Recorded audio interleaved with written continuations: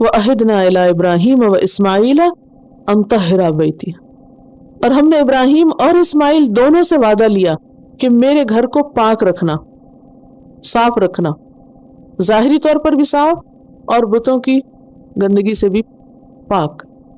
اب آپ دیکھیں کہ ابراہیم علیہ السلام نے جب یہ گھر بنایا تو اکیلے نہیں بنایا بلکہ اپنے بیٹے کو ساتھ لیا۔ اس سے کیا بات پتہ چلتی؟ ایز اے فیملی مل کے کام کرنا چاہیے، اولاد کو بھی اس کام میں شریک کرنا چاہیے۔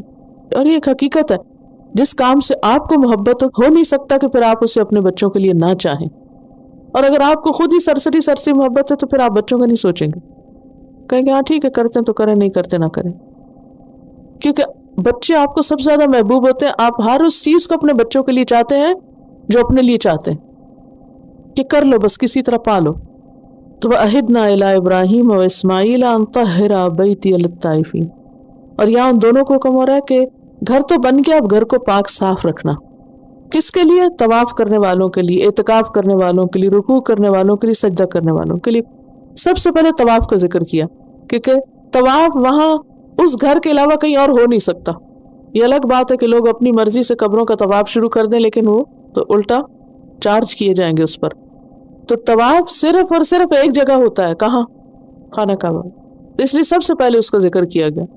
اس کے بعد اعتکاف کا ذکر کیا گیا کہ جو لوگ وہاں ٹک کے عبادت کریں ان کی فضیلت بیان ہو رہی کہ ان کے لیے گھر صاف رکھنا۔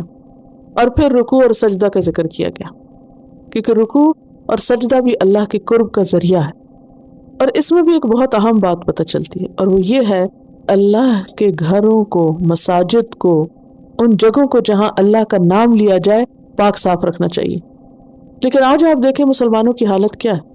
ہمارے گھر زیادہ صاف ہوتے ہیں اور مسجدیں اور اسلامی ادارے گندے ہوتے ہیں، گھروں کو زیادہ ڈیکوریٹ کرتے ہیں، ان کی صفائی پہ زیادہ توجہ دیتے ہیں، لیکن اللہ کا گھر بس ٹھیک ہے جیسا بھی ہے، اسے بس پبلک پلیس سمجھ کے یہ حق رکھتے ہیں کہ اسے استعمال کریں، اس کی صفائی ستھرائی کیسے ہو رہی ہے، کون کر رہا ہے، ہو بھی رہی ہے یا نہیں ہو رہی، وہ ہمارا کنسرن نہیں۔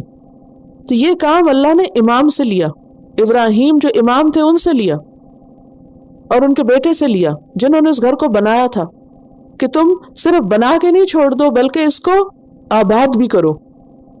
اور مسجدوں کی آبادی کی بات کل بھی ہم نے پڑھی تھی، اور مسجدوں کی خرابی کی کہ خرابی میں کیا چیز ہے کہ اس کو گندا چھوڑ دینا اور اس کی کیئر نہ کرنا، اور آبادی اس کی کہاں سے ہوتی ہے؟ ظاہری طہارت، صاف ستھرے ہونے سے۔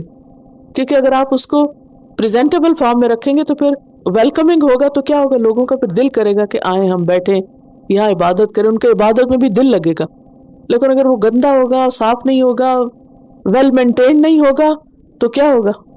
تو اس میں ہم سب کے لیے ایک سبق ہے کہ جس جگہ کو ہم اللہ کے کام کے لیے، عبادت کے لیے خاص کریں، پھر اس کی ٹیک کیئر بھی کریں، اس کو مینٹین بھی کریں۔ اور یہ بہت عزت کا کام ہے، بہت بڑا کام۔ اور اس کام کے معزز ہونے میں ایک اور حدیث بھی ہمارے سامنے آتی کہ ایک کالی کلوٹی عورت تھی جو مسجد نبوی میں جھاڑو دیا کرتی تھی۔ جب وہ فوت ہو گئی تو لوگوں نے رات کو دفنا دیا، نبی صلی اللہ علیہ وسلم کو بتایا نہیں۔ جب سے ایک عورت فوت ہو گئی ہے، صفائی کرتی تھی، کلینر تھی، تو کوئی اس کی اتنی بڑی بات نہیں ہے۔ نبی صلی اللہ علیہ وسلم نے جب دیکھا اس کو کہ وہ ہے نہیں، نظر نہیں آئی، تو آپ نے پوچھا کہاں ہے؟ تو بتایا گیا کہ وہ اس طرح فوت ہو گئی تو ہم نے دفنا دیا۔ تو آپ نے فرمایا لے چلو مجھے، کہاں ہے اس کی قبر؟ آپ تشریف لے گئے، صحابہ کو لے گئے، اور وہاں جا کر آپ نے خود جنازہ پڑھا اور اس کی بخشش کی دعا کی۔ کتنا عزت کا کام ہے، کتنا بڑا کام ہے، جس کو عام طور پر ہم معمولی چیز سمجھتے ہیں، اگنور کر دیتے ہیں، ہم کہتے ہیں ہمارا کام نہیں، کوئی اور کرے۔ تو جہاں ہم اپنی نیکی کے کاموں میں کئی کام شامل کرتے ہیں، وہاں ہمیں اپنے کاموں میں جب ہم والنٹیئر ورک کرتے ہیں نا، تو تھوڑا سا والنٹیئر ورک میں یہ حصہ بھی ڈال لے کہ ایسی جگہوں کی، مسجدوں کی جہاں اللہ کا نام لیا جا رہا ہو، ان جگہوں کی مینٹیننس اور صفائی، اور اس میں اپنی جان اور وقت اور مال کے ذریعے مدد، اس کو سعادت کا کام سمجھے، کیونکہ اس پر انحصار ہوتا آگے نسلوں کے دین کے شوق اور دین کے کام کا۔ اینی ہاؤ، تو اللہ سبحانہ و تعالیٰ نے ابراہیم کو امام بنانے کے بعد کیا بنوایا؟ ان سے گھر بنوایا، اور پھر اس گھر کو مینٹین رکھنے کے لیے کہا۔ اس سے ہمیں اور کیا سبق ملتا ہے؟ اب آپ مجھے کوئی سبق سکھائیں گی؟ بچوں کو شامل کرنا، اور کیا؟ حج اور عمرہ کرنا چاہیے۔ اور ابراہیم علیہ السلام امام تھے، لیکن اس کے ساتھ ساتھ اس گھر کو بھی مینٹین رکھ رہے تھے۔ بعض اوقات ہم یہ سوچتے ہیں ہم صرف لیڈر ہیں اور ہمارا کام کرسی پہ بیٹھنا ہے، باقی چیزیں خود ہی ہو۔ آزمائشوں کے وقت صبر کرنا چاہیے۔ اور ایک اور بات یہ ہے کہ عبادت کے لیے کوئی نہ کوئی مرکز ہونا چاہیے، جگہ ہونی چاہیے، اور اس جگہ کی حفاظت ہونی چاہیے، اس کو آباد کرنا چاہیے۔ اور آباد کیسے ہوتی ہے جگہ؟ لوگوں کے آنے جانے سے، مل کے۔ اب آپ یہاں دیکھیے، طائفین مل کے طواف ہے نا، جمع ہے، عاکفین مل کے اعتکاف، رکع راکع کی جمع، مل کے رکوع، سجود مل کے سجدہ، اکٹھے کام کرنا۔ وَإِذْ جَعَلْنَا الْبَيْتَ مَثَابَةً لِلنَّاسِ وَأَمْنًا وَاتَّخِذُوا مِن مَّقَامِ إِبْرَاهِيمَ مُصَلًّى وَعَهِدْنَا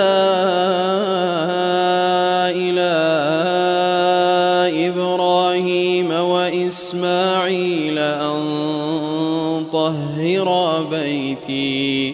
أَن طَهِّرَا بَيْتِيَ لِلطَّائِفِينَ